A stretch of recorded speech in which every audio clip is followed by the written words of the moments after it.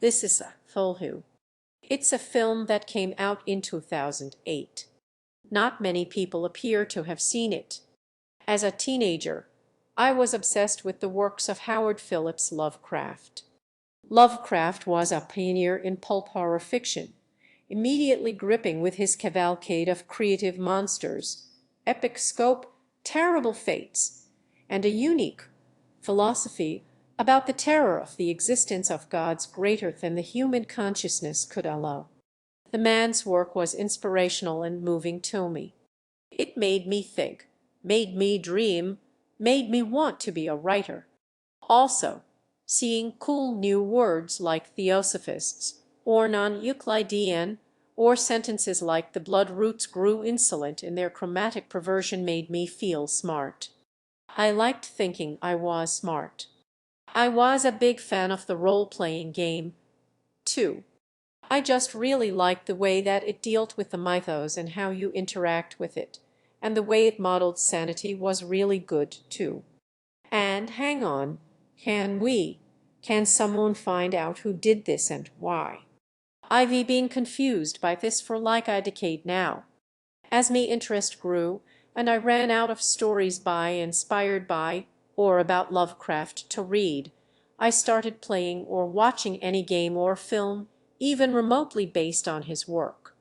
I'd seen Reanimator and its sequels and From Beyond, and I was even about to watch Hellraiser when I found an interview with Clive Barker where he said he didn't like Lovecraft's writing very much and decided not to watch the film out of some misguided sense of spite.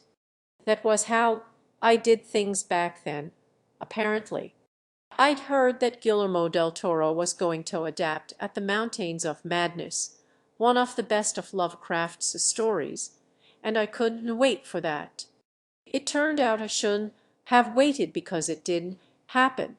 It was in development hell for a very long time, and then it was never greenlit. Then, as I was scraping the bottom of the barrel and watching fan films on YouTube, I eventually found out about Cthulhu. It was named after Lovecraft's most famous creation, and it had been made so recently that it might have been able to take advantage of the kinds of effects and production techniques possible in modern filmmaking that something of truly epic scale might actually have been possible. Cthulhu is not that film. Cthulhu isn't in the film. It isn't even based on the short story The Call of Cthulhu. It's actually a loose, very loose, interpretation of The Shadow over Innsmouth.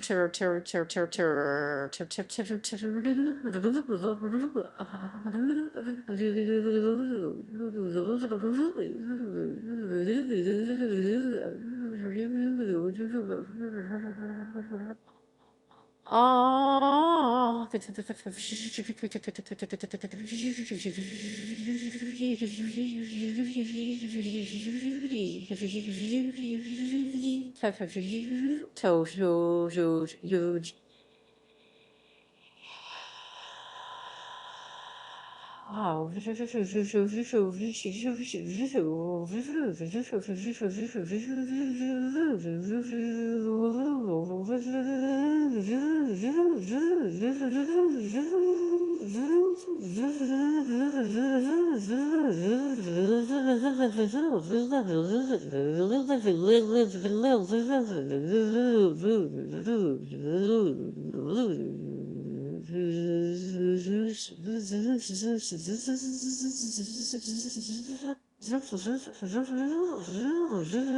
In that story, the narrator investigates a New England fishing town where the people are strange and unwelcoming to outsiders. He eventually discovers that the people of the town worship a godlike fish creature named Dagon and its monstrous children, and have begun breeding with those creatures, and their descendants eventually transform into monsters themselves to take to the water and live forever beneath the sea with Dagon. After barely escaping with his life, the narrator realizes that his family tree comes from Innsmouth, and he is slowly becoming one of them, too, and he's starting to like it and relish the chance to worship Dagon for all time. It's a really good story, and it's an excellent example of early 20th century American horror, with the narrator's final change serving as a genuinely uncomfortable and fascinating twist. It's really a true classic. This film is about a gay college professor called Russell, who learns that his mother has passed away and returns to his hometown for her funeral. Russell's father is the leader of a strange religious cult, and also deeply homophobic, along with many of the rest of the townspeople. Russell realizes the cult has designs on him of some kind, and something strange is going on. He reconnects with an old lover from his past and tries to learn the truth as the people become increasingly hostile towards his search. In lieu of looking at the tangible specifics of the horror, the beliefs of the cult, or portraying the monsters from the original story, the film focuses on Russell's own emotional state, his experiences and dreams, and relation to the people he encounters as he tries to understand what is happening. When monsters do briefly appear, there's not really much to see. The story isn't really concerned with them. When I first saw this film, I decided that I hated it more than any other film. It had taken something I cared about and enjoyed, and removed the things I thought made it interesting and valuable. It made an existential horror about godlike creatures that care not for human affairs into a story where the god in question never turns up or does anything or is even really talked about in it. And even the name's technically the wrong name of the god. Oh, and if you put the disc in opth, the label doesn't even spell Cthulhu properly. It's such an easy word to spell. The whole film felt like a betrayal. The camera sometimes sits very still, trapping you with Russell in situations neither of you want to be in, for conversations he doesn't want to be having with people he doesn't want to see. So, house, the church, the has her, all the city. So how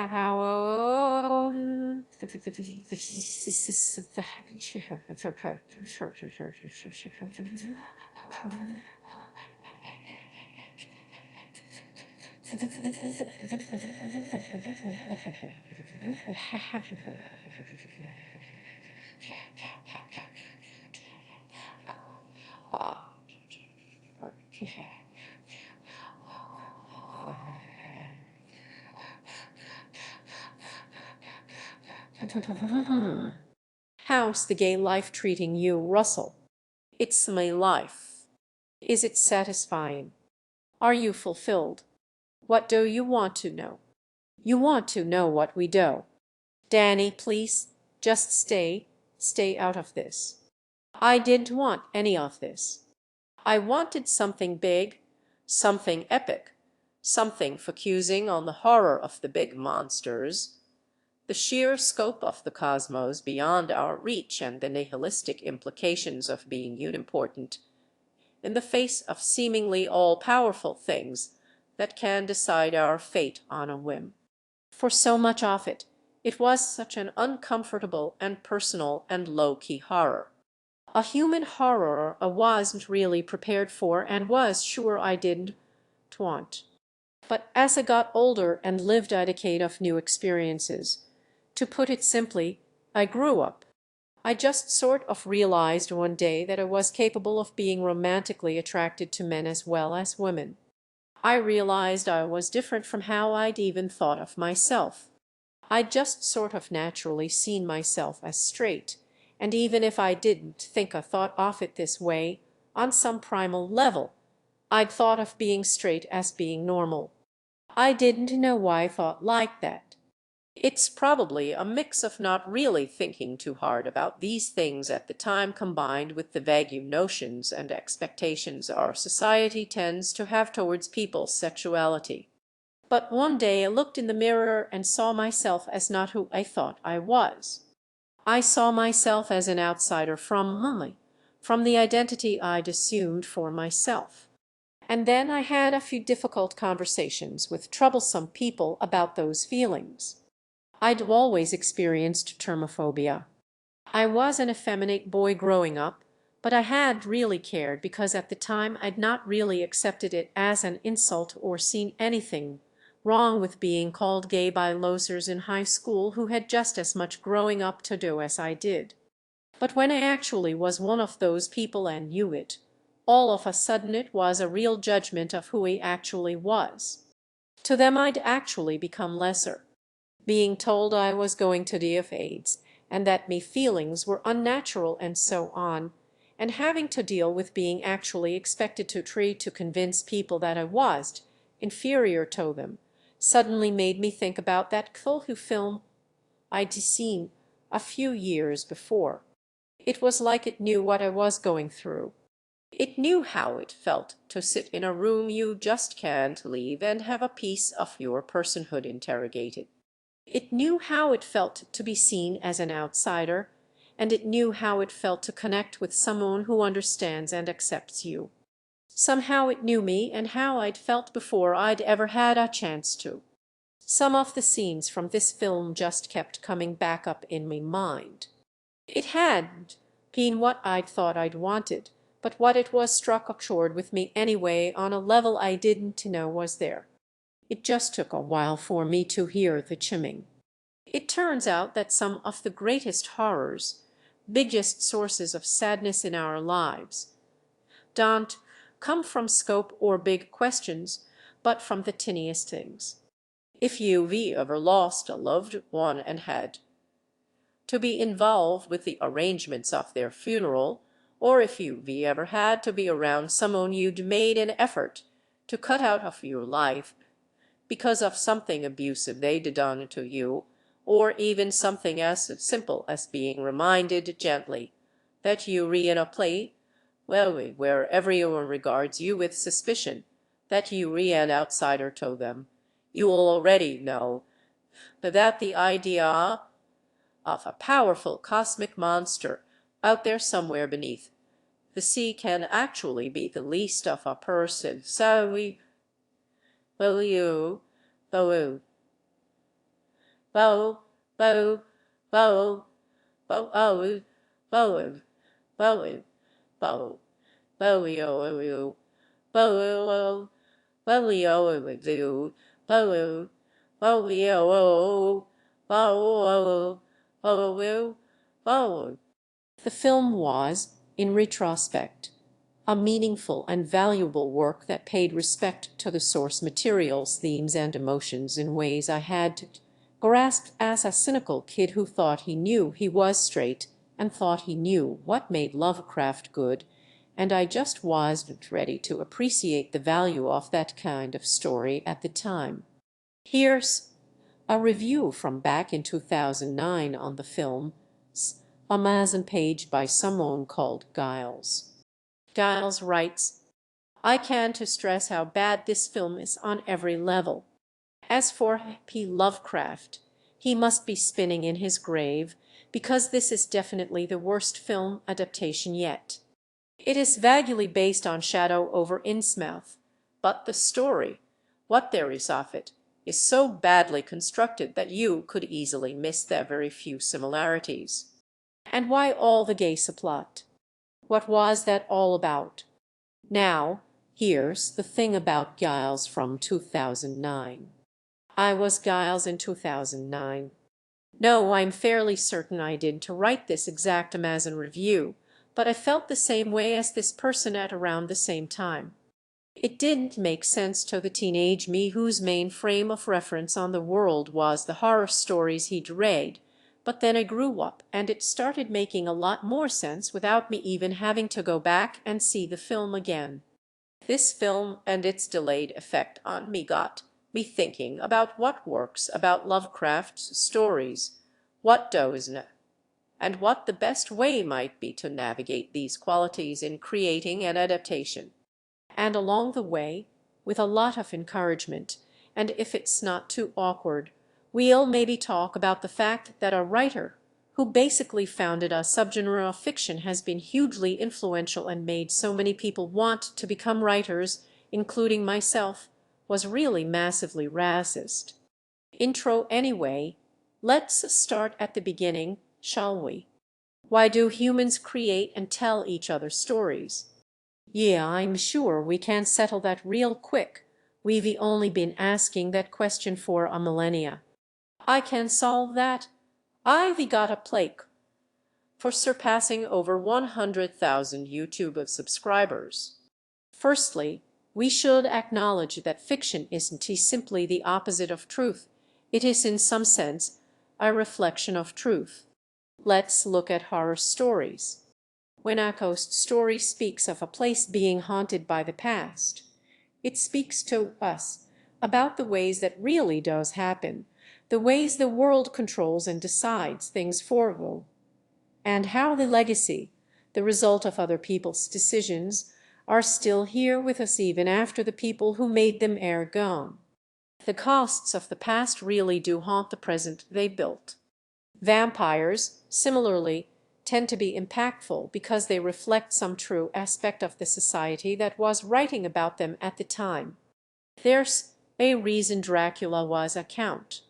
Vampires are aristocratic, upper-class beings that live by parasitically consuming the essence of the poor workers and exploiting people using their influence, either their literal riches or their other, less tangible powers. And in doing this, they literalize a very real but much more vague social antagonism. They view so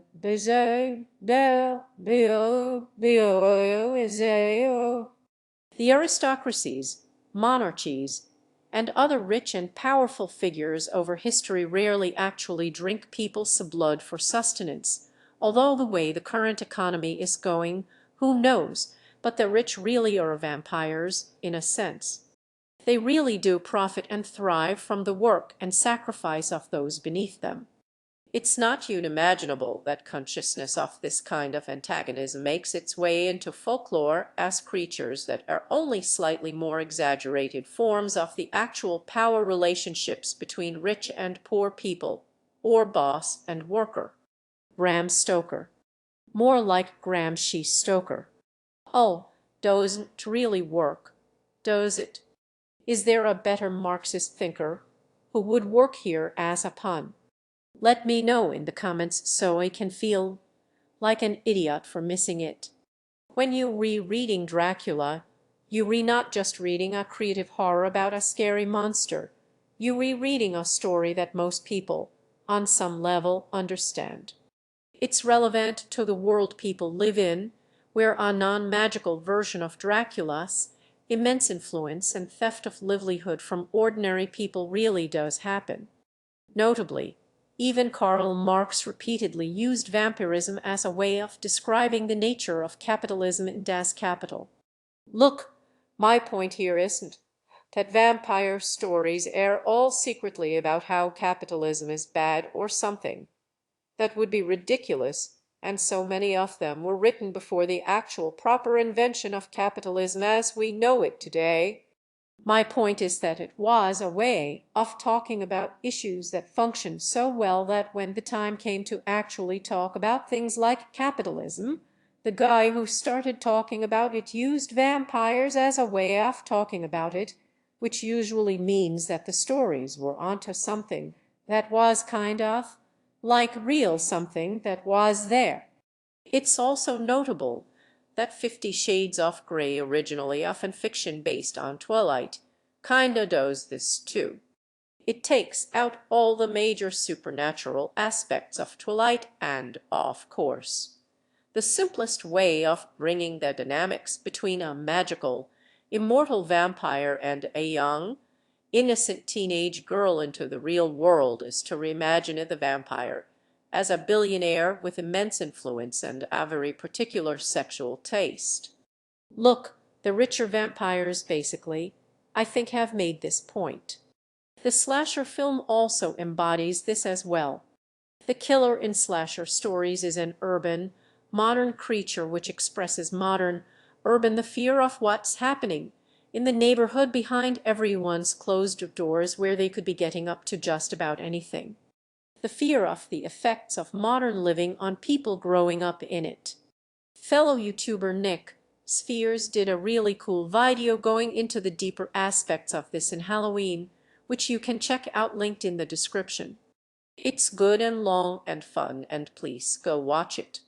The slasher films are silly, gross, gory, and often just kind of bad, but they got popular because they were dealing with something that's real and actually happening. Okay, that's not actually happening in real life, but that's from like part 8 of a franchise, and you don't to get 7 sequels without at least originally having some resonating cultural. He punches his head into a bin. You get a perspective shot off it. It's like you re-looking out of his head as it flees off. The idea that fiction is not the opposite of facts, but actually can be more truthful than facts on their own is key to what makes storytelling so important. Art is all leaves, all perceptions, always subjective, always up for further interpretation, and always slanted by the perspectives of its creators. But art is leaves in service to truth. Bringing all of this back, what of Lovecraft? What makes his work in particular continue to be remembered alongside Dracula or Halloween and act as direct inspiration for yet more creative works? What truth is hidden within his fiction? Well, it might be the existential horror. His works come together to relate a thoroughly nihilistic universe, wholly uncaring about our existence, and there may well be a truth to that, but it isn't whether or not human existence actually matters that's central to his work. It's not quite the idea of that stuff actually being true, but rather the direct feeling of being unimportant in the grand scheme of things. Lovecraft's writing and tropes function in this regard a lot like one of the writers who in turn inspired him, Edgar Allan Poe. Poe doesn't exactly make people feel good. Rather, he makes them feel sad in a productive way. It can make people who are prone to those feelings feel less alone because they know others have them too. The Call of Cthulhu doesn't begin by telling you how scary a big monster could be or giving you a description of what its tentacles would look like. It opens with a profound fear of the future and of what discoveries might lay there. The sciences, each straining in its own direction, have hitherto harmed us little, but some day the piecing together of dissociated knowledge will open up such terrifying vistas of reality and of our frightful position therein that we shall either go mad from the revelation or flee from the deadly light into the peace and safety of a new dark age. So what mattered was how creative or imaginative his stories got, but how they related to people's own feelings of few importance then and now in the actual world. There's the old joke that a paranoid person, if they were ever to discover the room that the government spied on them from with all the notes on their lives, they wouldn't actually be any more afraid because of this. They'd feel validated. They weren't paranoid. They were right. And through that lens, Lovecraft is a way of feeling completely assured that the world really is out to get you, and maybe God doesn't care or hates you or wants you dead. You can use special effects to design something scarier than the man himself could ever have imagined, but that alone is actually the thing that's scary about the story. What's scary is the way these smaller aspects build to create a sense that humans are tiny and powerless creatures, that the greatest height we can aspire to is a deep and intimate understanding of just how little we understand. Lovecraft rarely reused his creations between stories, and that's because the creatures he came up with didn't really matter. They were interchangeable, and the ideas they existed to communicate with their scope and alienness was what mattered. Unfortunately, however, This is where things get a bit hairy and complicated. One of Lovecraft's most famous quotes goes, "The oldest and strongest emotion of mankind is fear, and the oldest and strongest kind of fear is fear of the unknown, and you know what this guy did to know much about people of other races. Look, we've managed to brush past it, but we do have to talk about Lovecraft's racism, sexism, anti-Semitism, and homophobia. It's happening now. So for the folks out there who don't think you can criticize an author, beliefs both just because it was a different time and it happened 100 years ago, thanks for watching. Don't forget to like and subscribe. I'll see you next time. I promise I'll review a game and make some jokes or something in the next one. Are they gone? Okay, they re-gone. They gone. Right, so it's pop culturally quite well known that Lovecraft was a bit xenophobic, and I do remember reading some pretty bad stuff, but it was a while ago that I read it, and I'm sure it can't be as bad as I remember. What the fuck is nautical looking supposed to mean, Howard? What does it even mean? What does in me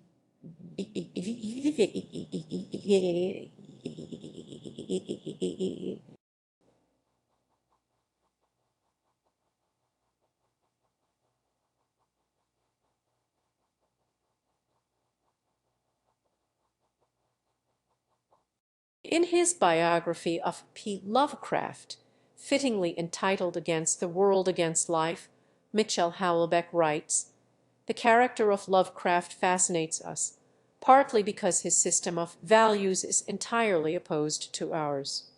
Fundamentally racist, openly reactionary, he glorifies Puritan inhibition and quite evidently finds repellent any open display of eroticism. Resolutely anti-commercial, he despises money, considers democracy to be pure folly, progress, and illusion.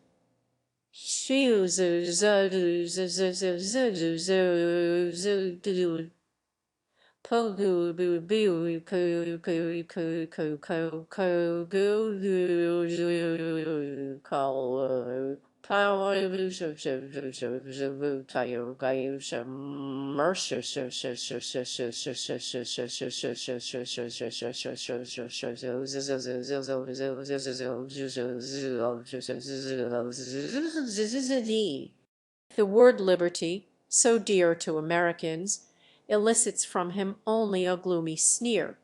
All his life he maintained a typically aristocratic attitude of scorn for humanity in general, together with an extreme solicitude toward individuals in person.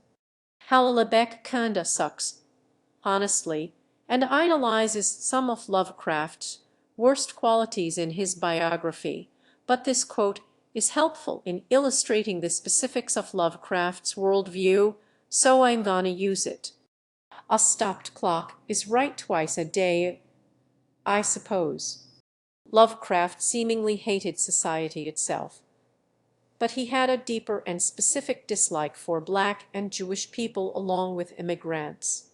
It's so prevalent in his writing that even citing multiple examples would kind of diminish how overwhelming and constant it is. I can't even bring myself to say the name of Lovecraft, Sakat, because it's a racial slur.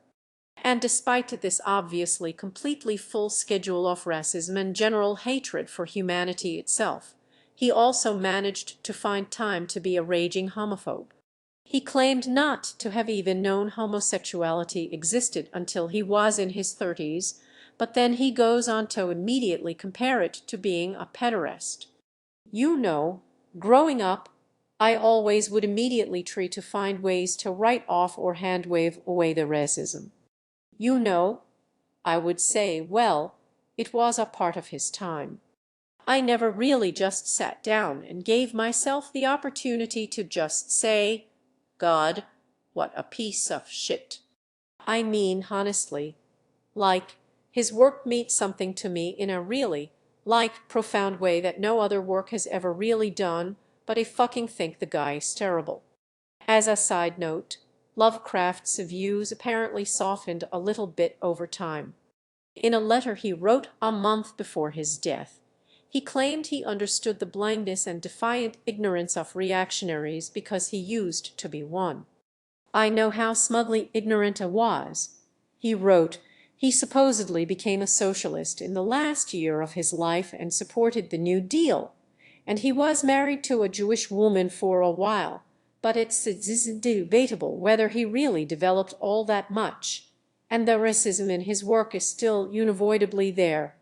And this leads us to a very weird and difficult question. Why are there queer Lovecraft fans? Why do I exist? And why do so many people like me exist? Why is this space a place for a lot of queer and marginalized people in the first place? Why does his work resonate so well with people who the man himself would have hated even more than he hated everyone else? Now, I don't think I'm qualified to answer this question. I don't actually think anyone really is.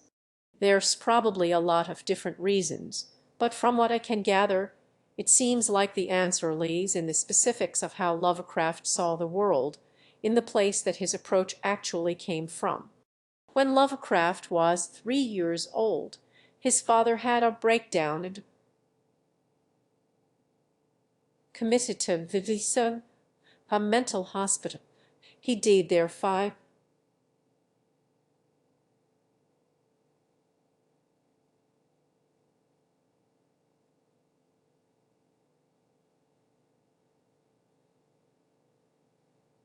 Her mother, he really,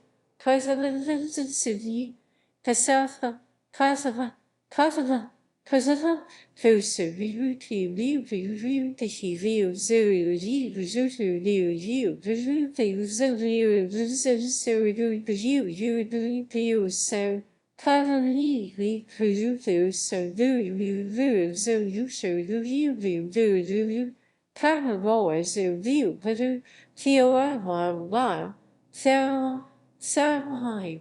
See you, poo, you, shoo, feel, you, you, Peru,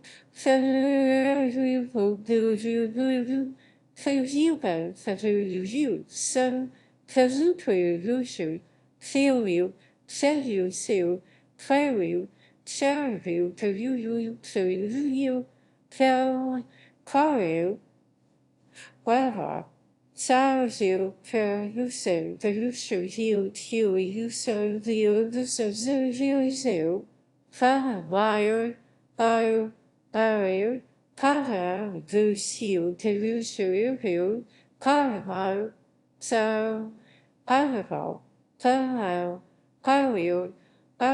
wow, fair you, kill you, some, wow, fair you.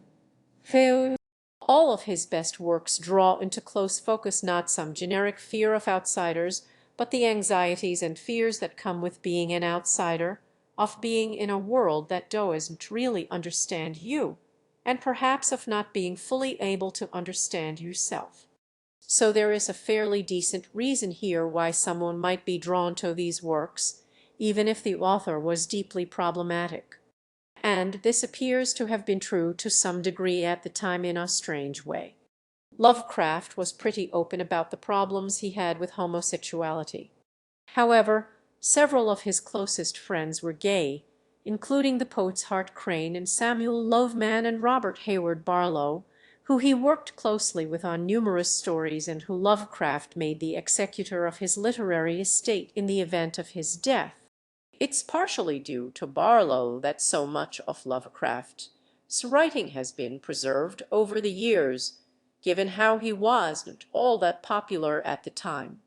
The deeply bigoted belief in a link between homosexuality and pedophilia is invoked, this time on purpose, in the film as well. There's a scene in where Russell is arrested on manufactured charges of being a pedophile. You re-under arrest for murder. Oh, come on. Rape of a minor. Oh, wait, you can't trespass. The event is positioned as an extension of his mistreatment by the rest of the town. We re seeing the kind of alienation the original stories had to invent a foreign cult to get across, but translated into actual things people do experience. Oh, ye, you like this.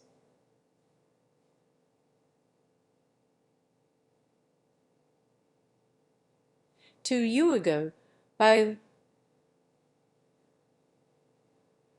reviewing the say the sea, baby, see, baby, baby, the series, you very, I'll take you, I'll take you, the sea, and the I'll deal, the review, I'll they only see, go, say you, go, they will, go, do, go, do, go, down, do, go, holiday, I do the way, because you see the way,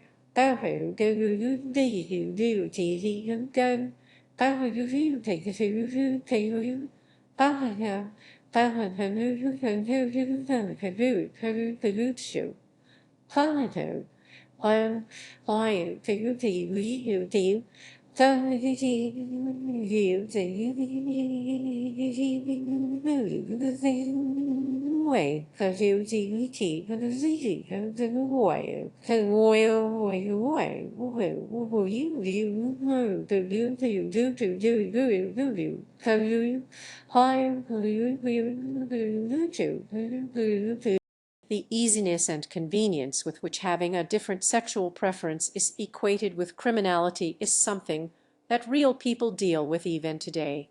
For some people, the intellectualized existential problems Lovecraft had originally written to explore cease to be theoretical and start to communicate familiar experiences the same way Edgar Allan Poe's writing can be to someone who's lost a loved one, or the way Halloween explores the suburban fear of one's neighbors, or Dracula puts words to a deeper understanding of the antagonism between different classes in our social hierarchy. For those who've been treated like this in the name of a religion or simply by their surrounding society because of its horrific expectations, have they not come the closest a person can in the real world to the central Lovecraftian experience? Have they not, in a sense, glimpsed the face of an uncaring universe? He was a guy that definitely did not get laid much, you know, and a guy that was an alien amongst us. Del Toro still has gotten to make the Mountains of Madness adaptation he wanted to make and I wanted to see, but what's weird is as I've grown older and become more interested in stories that are more compelling than Lovecraft's original works, it seems that Del Toro has as well. In a recent interview about The Shape of Water, he said, "These are not concerns that I had when I was 9 or 7. The Shape of Water doesn't have any elements that would be regarded as traditionally Lovecraftian by purists like Giles or the teenager used to be, but its story gets at what I think makes Lovecraft actually work in the first place. Human stories about our alienation from each other and our lonelinesses, our victimization by forces beyond our control that see us as outside the norm, and how we can at least partially rectify this by learning to see the beauty in something previously seen as alien. In a sense, it's a story about the people of Innsmouth who happily chose to join with the deep ones, quite literally embracing otherness, raising children who literally learn to love to be different. Now, the film's perspectives and plot and texture make it not really invite much of a comparison with Lovecraft in a straightforward viewing, but maybe that's proof of how good it is. The Shape of Water has successfully excavated all the garbage away from its spiritual predecessor that despite depicting something that directly happened in a story Del Toro has definitely read, the comparison still feels strange, wrong almost. This film captures the beautiful, human, mesmerizing center of Lovecraft's writing. It's the kind of story he could, or perhaps should, have been writing all along. For me there something personally wonderful about finally really coming to an understanding of a film that touched me in ways I didn't realize and that never really got much recognition. Right as a film that understands this just as well gets released and actually gets major recognition and even wins an Oscar.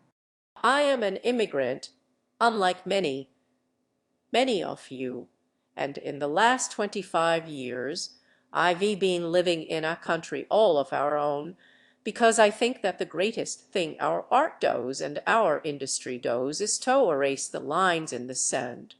We should continue doing that when the world tells us to make them deeper. While it's easy and correct to be dubious about the value of winning an Oscar, I do think the success of a film like this is a really hopeful sign for the future of how people see that which is alien to them. There's a philosopher named Julia Kristeva whose work was pretty formative for me. I discovered her through her being quoted in a series of critical essays on Lovecraft, one by Gina Whisker, entitled Spawn of the Pit. The quote went, "By recognizing our uncanny strangeness, we shall neither suffer from it nor enjoy it from the outside. The foreigner is within me. Hence, we are all foreigners. If I am a foreigner, then there are no foreigners. Why be alien to each other when we are all alien to ourselves?" So, what have we learned about how to adapt Lovecraft? Well, I think there's a point here about how we have to decide what really makes his work good in the first place, what the core truths in his work are that ought to survive into a future they inspire. An adaptation, to me at least, only needs fidelity to what really matters about the text, and neglecting to bring across other aspects like the finer points of its philosophy or its particular linguistic flourishes or certain characters or even its racism or homophobia, is a failure to be fully faithful to the original work. It's demonstrating a successful understanding of why those stories were worth reading about in the first place, in spite of those flaws. In focusing on a person's experiences and treatment for their sexuality or on a relationship with someone seen by others as an alien outsider, these works explore the originals and their feelings of otherness better than Lovecraft did. You don't have to go find a copy of this 10-year-old obscure film if you don't want to. It's not perfect by any means, and lots of the criticism the film's received is valid. Even the director's commentary opens by admitting they aren't fully happy with the film. There were 85 locations in this movie. Ridiculous. It's certainly nowhere near as good as the best film ever, Gremlins 2. But it means something to me and was very important to me in a formative period of my life, and sometimes that's kind of more important than the writing or execution. As I look out into the internet and find many other queer fans of Lovecraft's work and writers in some form inspired by these feelings themselves, the wealth of literature exploring this side of his writing and films taking up radically humanizing perspectives even towards that which might literally be considered monstrous, I can't help but feel that there's a side of Lovecraft's work the man himself did, unable to fully comprehend. And in a way, that's fitting, isn't it? But there's one other great story inspired at least partially by elements of Lovecraft, and I'm going to talk about it soon on me channel. Join me in the future when I reveal spectacularly why I filmed segments for this video at night in the woods. Oh, I just kind of gave it away then, didn't I? Music, hey. Thanks for watching, everybody. This one was quite hard to make for reasons that are probably obvious. I'm supported by all these lovely people over on Patreon. Backers get videos a few days early and also get to make suggestions on changes before the other version goes out, and they get some bonus extra videos every now and then. I still need to finish on about the making of the Control-Delete video, but there's just so much footage to cut together. I am basically making a little documentary about making this silly YouTube video. Oh, And since I don't do readings of the credits outside of longer videos, I'm trying a new thing, where I stream myself to $10 back, as doing editing, and take live suggestions and show off me sort of process. Last night, I did a 3-hour stream of me making changes to this video. So thanks to Mallow, who was in the chat and gave me the idea of pointing out that Huelbeck sucks. I wasn't sure if I should do it, so it was nice getting the input that I probably ought to. And thanks to everyone else who singled out other changes and fixes to mistakes I can now pretend were never made at all. That is where it is. Pattern so shoot have a video so how do so color so probably VA though audio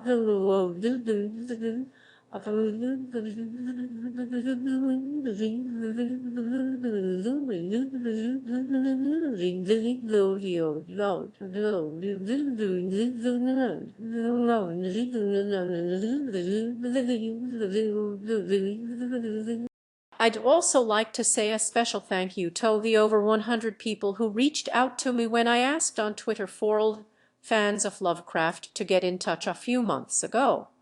Your notes and contributions were really great and helped me think a lot about this topic and helped me ascertain that it wasn't all just me, that I wasn't imagining all of this, that other people felt this way. You were all really helpful and lovely, and this video wouldn't exist without your kindness and support. I hope everyone had a happy Pride Month. Not that you have to stop being proud now. You know, by all means, please continue. I'm going to go back into my hole and feel sorry for myself for another 11 months, but you do whatever makes you feel good.